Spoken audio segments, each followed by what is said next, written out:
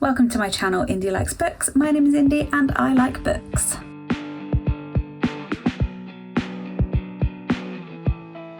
Today we are going to be going through my TBR for April.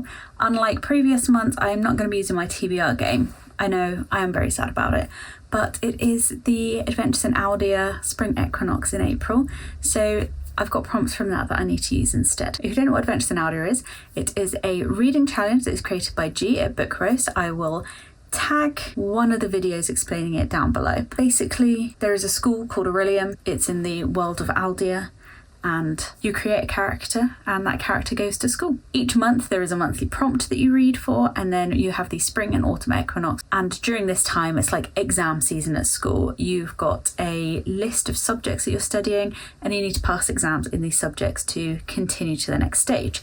If you pass the spring and autumn equinoxes, then you progress on to the next year. So last year I did complete my spring and autumn equinoxes, so I'm no longer a novice, I am an apprentice. Now, what's a calling? This is basically your career path, your plans for your future, and my career path is to become a story weaver. There's over 30 you can choose from, but I picked story weaver because it had one of the lower amount of prompts. Some of them have got like 10, maybe even 15 prompts. I just scooted past those ones. Mine has got 4 subjects I'm studying. In September, you only have to study 1 prompt per subject. In October, you then have gradings that you have to do. So you have to do more reading for each subject, but we're not talking about autumn.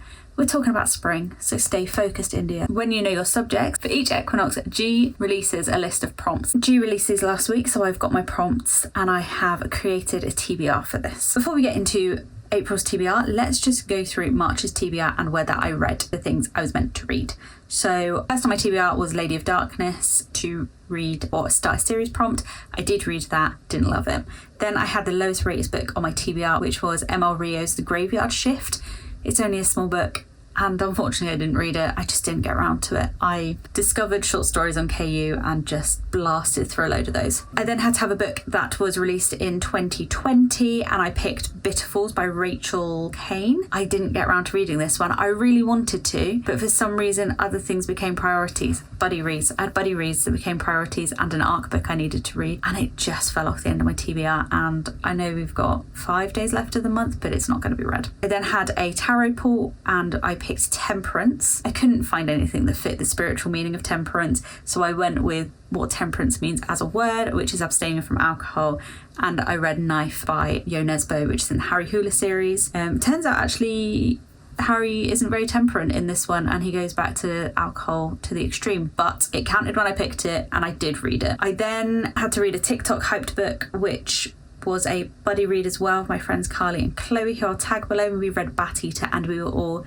exceptionally disappointed with it. I also had one where I had to roll a dice, and the number that the dice was how many words that were on the front cover, so author's name and title, and it ended up with When We Were Monsters by Jennifer Niven. I hated this book. I really didn't like it, but I did read the whole thing. And then finally I had an ARC that I needed to read for the month, and that was The Geo Magician by Jennifer Mandula, which I am currently reading and will be done by the end of the month, so that's good. So I did okay for my TBR, not great, but okay.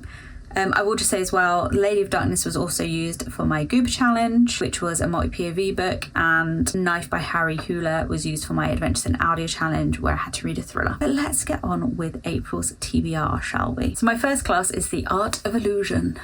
And the prompt for this was to pick a book with unusual formatting, so isn't in chapters and paragraphs, basically. And I went for The Illuminae Files by Amy Kaufman and Jay Kristoff. You will realise I don't actually have many physical books to show you. I did have to buy books for nearly every single prompt that I had this month, so I just didn't have anything that fits it. The Illuminae Files is a YA science fiction, and it's based around 2 characters who were boyfriend-girlfriend, but they split up just before the story starts, or right at the beginning of the story. There's 2 big corporations that are fighting it out to, I think, take over the planet she's living on, but they have to escape on a hostile warship to get away from the fighting. But there's also a plague that's broken out, obviously, and the AI on the ship might be against them, and drama ensues. I don't know that much about it. I do remember reading about it a few years ago and thinking that sounds really interesting. Just so happened to be in the 99p deals on Amazon when I was looking at my TBR for this, so I got it, and it is told through I'll just read the list. Emails, maps, files, instant messages, medical reports, interviews, and more. So definitely not a normal book with chapters. So it sounds exciting. Looking forward to reading that one. It is quite long, but I'm assuming because it's formatted strange, it's not actually going to be that long to read. Then my next subject was inscription, and the prompt for this was a book with a day of the week in the title. The obvious one is Thursday Murder Club, but I DNF'd that last year, didn't enjoy it. And then I was looking through lists of books with days in the titles, and I couldn't find anything I wanted and nothing I was willing to spend money on. So in Aldia, every time you do something, like complete a monthly prompt or complete an equinox, you get guild reputation points. And then you can use these reputation points to buy things. You can buy animals, you can buy out stuff to pimp your room. It's all virtual, so you're not actually buying these things. But you can also buy scrolls. These scrolls include things like the scroll of extension, so you can read your book outside of the month that you're meant to be reading it in. You can completely get rid of prompts, or, which is what I've chosen to do, is pick a prompt for a different class. I decided to go with the animal studies prompt, and that meant picking a book with a wolf on the cover or as part of the story. So if you've watched any recent videos, you will know that I have the Wolf King. I'm showing off my pretty spread at you. It's a beautiful edition. This obviously fits the prompt wonderfully. However, when I was going through everything, I realised I had no audiobooks, and I need audiobooks to be able to complete this. And thankfully, despite the fact that I have a physical copy and I also have a copy on my ebook, I found a copy on BookBeat. So I'm going to listen to the audiobook for this one on BookBeat. My third class is law, and for this I needed to read dystopian or utopian. I'll be honest, I don't really know what utopian is, but I do like a dystopian book. I just don't actually own that many. However, once again, I was very lucky with 99p Kindle deals, and I managed to find To Cage a Wild Bird by Brooke Fast on Kindle. So I am going to be reading that. This is a dystopian, obviously, for it to fit the prompt. I think is it YA? It's not YA. It's something to do with the prison, and then people would spend lots of money to go and hunt the prisoners, and this boy man has been sent to prison and his sister is breaking in to rescue him. So it's a bit prison breaky, which sounds ideal for me. I love the Prison Break series. It's also reminding me of a film that I cannot remember the title of, but basically rich people hunting down the less fortunate. There is a romance in here that I know people find questionable. It's between the main female character and a prison guard. It's been pretty high on my TBR for a while. I just think it sounds really good. So I am very excited to get to that. And then my final class is Psionics and Divination. For this, I needed to find a book with the word time in the title. And again, I had nothing, absolutely nothing. However, I had previously been looking at Adrian Tchaikovsky's work because something came up at work about him. Or we have one of his books at work, and I was Googling it and I saw that his sci-fi series was meant to be really good. And through the powers of Vinted, I managed to get Children of Time for under a £5. So that was good, and it's in pretty much perfect condition. So I'm having a very sci-fi month for me. Something to do with Earth is coming to an end. There's another planet that's been turned into the new Earth, and now they're ready to actually move there. They discover that an alien race has taken it over. I didn't realise how hefty this book was when I ordered it, so it's not ideal for a challenge month. However, it does sound really interesting and it does have really good ratings. And again, I am quite excited to get to this one. I do love a sci-fi, so that is book number 4. My camera stopped recording for some reason, so sorry if I'm in a slightly different position. So those are my picks for my Adventures in Aldia Spring Equinox. What I then have is my Goober book club, which is run by Goobs Who Read. I will link them below, and each month a different book is picked through Discord. So we're given a prompt, we can put forward books, and then 3 books are picked and we choose from those 3. I'm also doing the Year in Aldia challenge, as I mentioned before, which is the monthly challenge of where you get a prompt each month and you're travelling through a map and visiting places.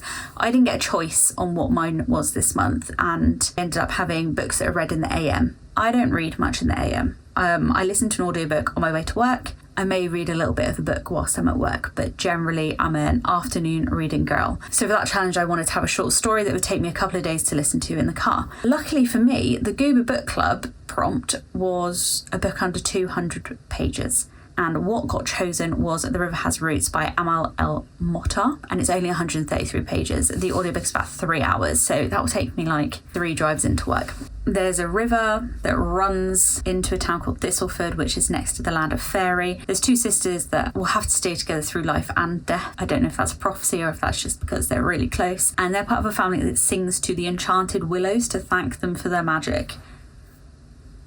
Who knows what that means. One of the sisters has a marriage proposal from a man that she turns down because she wants to marry someone from the land of Fairy, and I don't know if they die or not because it says in the blurb, meet two sisters who cannot be separated even in death. So it sounds like maybe one of them's going to get killed because of this marriage proposal. I don't know, I'm making assumptions, but this works for these prompts. And then my final book is for the Year of Goober reading challenge, again by Goobers Who Read. There's a little ghost character, he's opening up a micro bakery. You pick from 2 prompts every month. Those prompts are also linked to a baked good. So one of the options was a nostalgic book, and I was considering reading The Secret Garden because I loved the film when I was a child. However, I've decided to go with the other prompt, which was linked to tradition, which makes sense as the baked good is a hot cross bun, which is very much rooted in British tradition, or English British, I don't know. But I will be honest, I am stretching the limits of this prompt a little bit. So it can be a tradition in the real world, it's like a tradition, another English tradition, another country, whatever, or it can be a tradition based in the world that the story is set. If you followed any of my videos, I have been reading the Zodiac Academy books recently, and a big part of that is these 2 girls from Earth have been taken to the Fey lands and they don't really understand how that world runs, and there's a lot of, well, this is just what Fey do, this is what Fey's like, traditions. Yeah, that makes sense, doesn't it? However, I'm stretching it even further in the fact that I've got to the point in the Zodiac Academy series where I now need to flip over to the Ruthless Boys of the Zodiac. So it's technically a different series, but I'm assuming there's going to be a lot of that's just what Fae do, and I've picked that as my link to tradition book. Number 1, so Dark Fae. It's by Caroline Peckham and Suzanne Valenti. And this one follows a girl called Elise who is trying to avenge her brother's death by infiltrating a group of Fae lads who are all different orders, and I don't know, I'm assuming she's going to shag at least one of them. Who knows? But that is my last book on my TBR. So considering in March I read about 15 books, this is quite a small TBR. Most of those, however, were short stories. And I've also been in quite a mood ready state recently. So having this amount of books allows me to do some mood reading as well. So let me know what you think of my TBR. Have you read and enjoyed any of these books? Do you think I am massively stretching some of these prompts and just doing whatever the hell I want? I would like to know. Please subscribe if you want to follow along with how my reading goes, my reading journal, book stuff in general, and please like this video because it does help me and I need help. And I'll see you next time. Bye!